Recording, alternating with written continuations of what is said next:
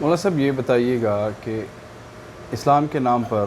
اور لا الہ الا اللہ کے نام پر وجود پہ آنے والی ریاست پاکستان میں اقلیتوں کو حقوق تو حاصل ہیں، آج جو غیر ضروری اور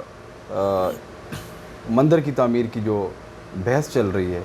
اس میں آپ کیا سمجھتے ہیں؟ سیاسی اور مذہبی حلقوں کا کیا کردار ہونا چاہیے یا کیا کردار ادا کر سکتے ہیں؟ سب سے بنیادی اور پہلی بات یہ ہے کہ اطلاع ہو جائے کہ ہمارے ملک میں یہ ہو رہا ہے۔ جب وہ ہو گیا ہے تو سب سے پہلی ذمہ داری حکومت وقت کی ہے، ریاست کی ہے، ریاستی اداروں کی ہے کہ وہ اپنے آئین اور قانون کو دیکھیں اور اس کے مطابق چلیں۔ اگر کہیں وائلیشن ہے تو اس کو روک دیا جائے۔ یہاں اگر حکومتی سطح پہ تعاون ہو رہا ہے اور حکومت اپنا مال خرچ کر رہی ہے تو یہ وائلیشن سمجھی جائے گی اور اس کو روکنا ریاستی اداروں کی ذمہ داری ہے۔ میں ایک سوال آپ کی وساطت سے ملک و قوم کے حضرات کے لیے کروں گا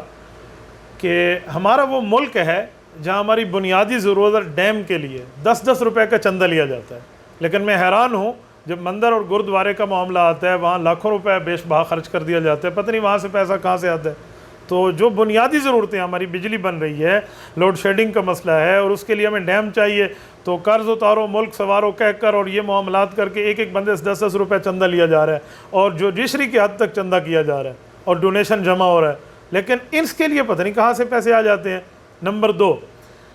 اگر حکومت وقت اس پر سنجیدہ ہو کر کام نہیں کرتی پھر سیاسی حضرات کی بھی ذمہ داری ہے، مذہبی حضرات کی بھی ذمہ داری ہے، اس پر ہمارے جو ضلعی سطح پہ ہو یا باقی سوسائٹیز ہوں، ان سب کو، صحافتی برادری ہے، باقی ان سب کو اپنا اپنا آئین اور قانون کے دائرے میں رہتے ہوئے اپنا حق استعمال کرنی چاہیے، اپنی آواز کو اٹھانا چاہیے، جس حد تک اس آواز کو لے کر آگے چلنا ہو تو چلنا چاہیے۔ دوستو، آپ نے سنا مفتی صاحب کی باتیں اور اسلامی پوائنٹ آف ویو بھی آیا، سیاسی پوائنٹ آف ویو بھی آیا اور موجودہ حالات کے تناظر میں انہوں نے اپنا تجزیہ بھی پیش کیا کہ اسلام نے واضح طور پر اقلیتوں کو حقوق دیے ہیں، لیکن اس طرح کی تعمیرات، مندر کی تعمیرات یا گردواروں کی تعمیرات ریاست اپنے سرکاری فنڈ سے نہیں کرا سکتی۔ اس کے لیے ہمارے اپنے مسائل اتنے ہیں کہ ان کے اوپر خرچ کیا جا سکتا ہے،